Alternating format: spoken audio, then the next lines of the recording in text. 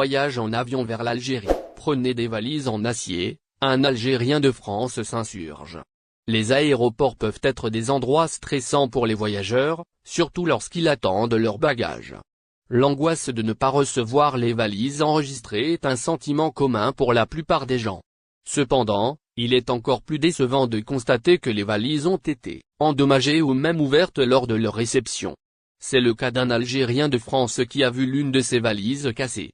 Malheureusement, ce n'est pas un problème unique à l'aéroport d'Oran en Algérie.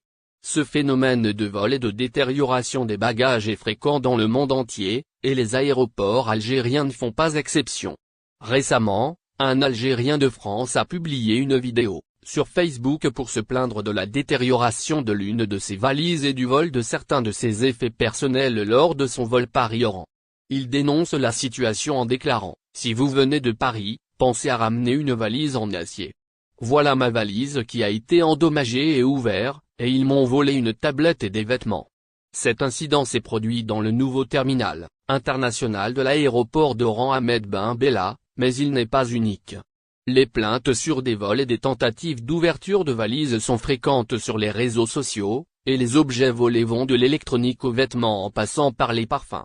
Dans ce cas précis, les voleurs ont utilisé une méthode ingénieuse en brisant la valise pour voler les objets à l'intérieur. Il est important de faire attention à ses bagages lorsqu'on voyage, car il est facile pour les voleurs de les endommager ou de les ouvrir sans être remarqués.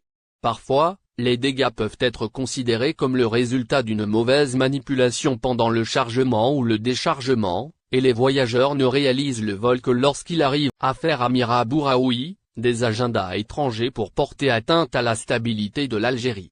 Le ministre de la Communication, Mohamed Bouslimani, a estimé, hier lors de forum de la chaîne 1, que la radio algérienne est devenue un acteur incontournable dans l'accompagnement des efforts de l'État pour construire une nouvelle Algérie, à travers ses chaînes nationales et thématiques et ses antennes régionales qui transmettent la bonne information aux citoyens et l'impliquent dans la construction du pays.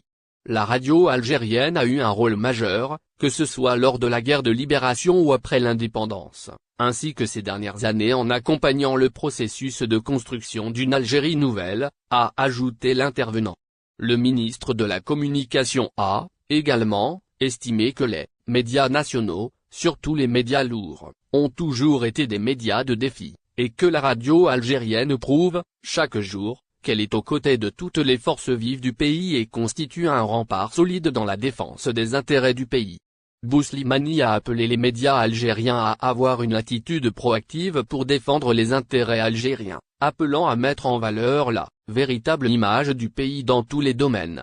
L'invité du forum de la chaîne 1 a déclaré aussi que le choix par l'UNESCO du slogan « La radio et la paix » pour célébrer la journée internationale de la radio, correspondant au 13 février de chaque année, est une preuve de l'importance de ce média lourd, ajoutant que la radio algérienne restera le porte-parole de tous les peuples libres, et celle de tous les peuples qui luttent pour leur liberté, à l'instar des peuples palestiniens et sahraouis. Le ministère de la Communication travaille, ajoute l'intervenant, en application des instructions du président de la République, Abdelmadjid Tebboune, à développer et mettre à niveau ce secteur à travers un plan d'action global visant à réviser les lois sur les médias qui ont été présentées devant le Parlement pour être débattues. Ces lois réglementeront le secteur des médias en Algérie, comme en témoigne le fait que 16 chaînes privées se sont, désormais, abritées au niveau de l'entreprise de radiodiffusion nationale, pour travailler en toute transparence, après avoir activé de manière illégale.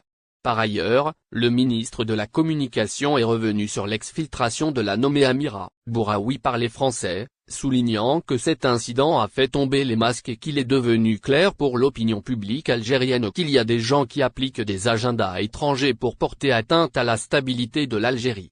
Il a expliqué qu'Amira Bouraoui était au premier rang de ceux qui visaient à entraîner la jeunesse algérienne à la destruction du pays, et il s'avère, après, qu'elle détenait la nationalité française, Amira Bouraoui fuit l'Algérie. Xavier Driancourt raconte sa version des faits. L'ancien ambassadeur de France en Algérie, Xavier Driancourt, s'exprime au sujet de la fuite de la militante Amira Bouraoui vers l'Hexagone et donne sa propre version des faits. Retrouvez plus de détails à ce sujet dans ce numéro du lundi 13 février 2023. À son tour, l'ancien ambassadeur de France à Alger, Xavier Driancourt, est revenu sur l'affaire de la journaliste militante Amira Bouraoui, qui a voyagé vers la Tunisie puis l'Hexagone depuis l'Algérie de façon irrégulière et illégale, sachant qu'elle faisait l'objet d'une interdiction de sortie du territoire national.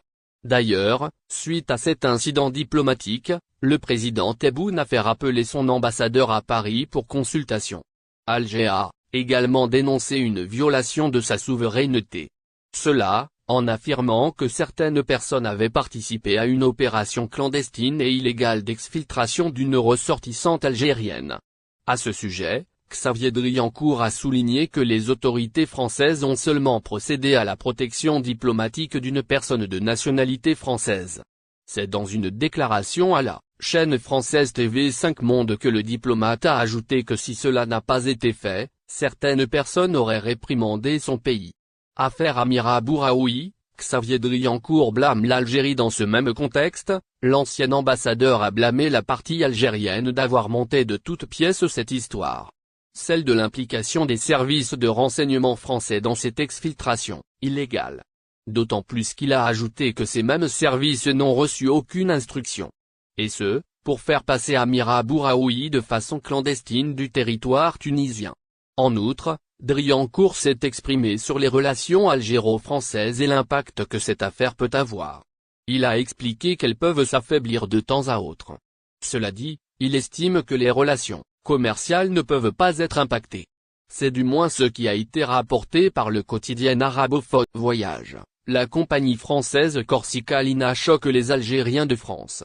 L'ouverture de la vente de billets de Corsica Lina pour l'été prochain a été très attendue par les Algériens de France, mais elle a rapidement tourné à la déception. En effet, les tarifs proposés par la compagnie maritime française ont été considérés comme exagérés et injustifiés par les internautes. En période de grande demande, les prix affichés pour les traversées vers l'Algérie correspondent à ceux proposés pendant les vacances d'été. D'après une simulation effectuée sur le site de Corsica Lina, le prix d'un aller-retour en cabine avec un véhicule entre Marseille et Alger en juillet 2023 est de 1 255 €.